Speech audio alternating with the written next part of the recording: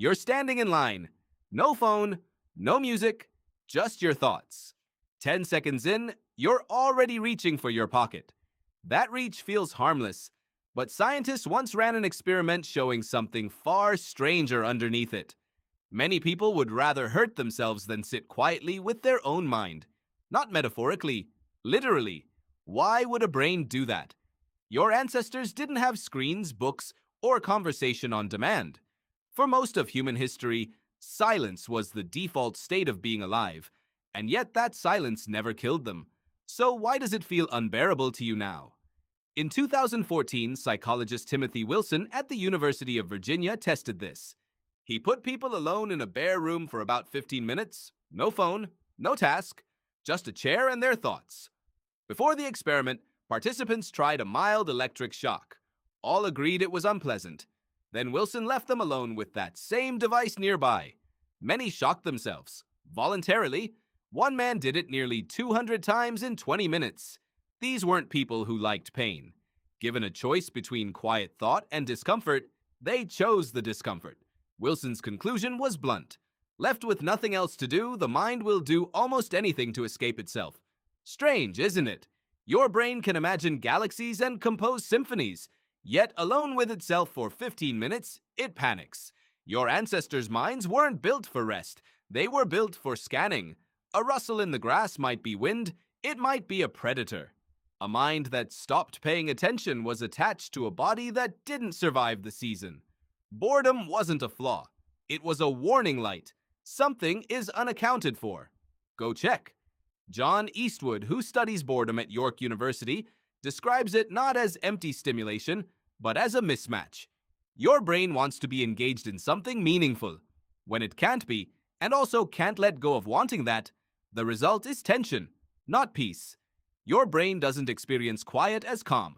It experiences quiet as unfinished business. In 2010, Harvard psychologists Matthew Killingsworth and Daniel Gilbert built an app that pinged thousands of people, asking what they were doing and whether their mind was on it. Nearly half the time, minds had wandered. People were measurably less happy when they had, even thinking about something pleasant. Killingsworth summarized it simply: a wandering mind is an unhappy mind. Put those studies together and a picture forms. Your brain doesn't like unstructured time. Left alone, it doesn't relax. It searches. It drifts. Sometimes it reaches for a shock button just to have something to answer. Now think about your phone. That flicker of restlessness in line, in the seconds before a video loads, is an ancient alarm firing in a modern body. Your brain still treats unaccounted for time as dangerous. It still wants a task. The phone became the fastest task available. Faster than a walk. Faster, certainly, than a shock. You didn't get attached to your phone because it's irresistible. You got attached because it solved a 200,000-year-old problem: empty attention. Notifications didn't create restlessness. They gave it somewhere to go. But boredom might be doing something stimulation can't. Researchers studying creativity find that mind wandering, the same drifting that made Killingsworth's subjects unhappy, is linked to original thinking. An unoccupied brain runs its own simulations, connecting ideas with no obvious reason to connect. Many people describe their best ideas arriving not while working, but while walking, showering, or staring out a window. Discomfort and insight may come from the same mechanism. Sometimes it finds a worry, sometimes a solution you didn't know you were looking for. If every idle moment gets filled instantly, does that search ever finish? The people who shocked themselves in Wilson's room weren't unusual. They were ordinary, like anyone standing in line today. The room wasn't the failure. It was simply the first time in a long while their mind had nothing to hold, and it didn't know what to do with that.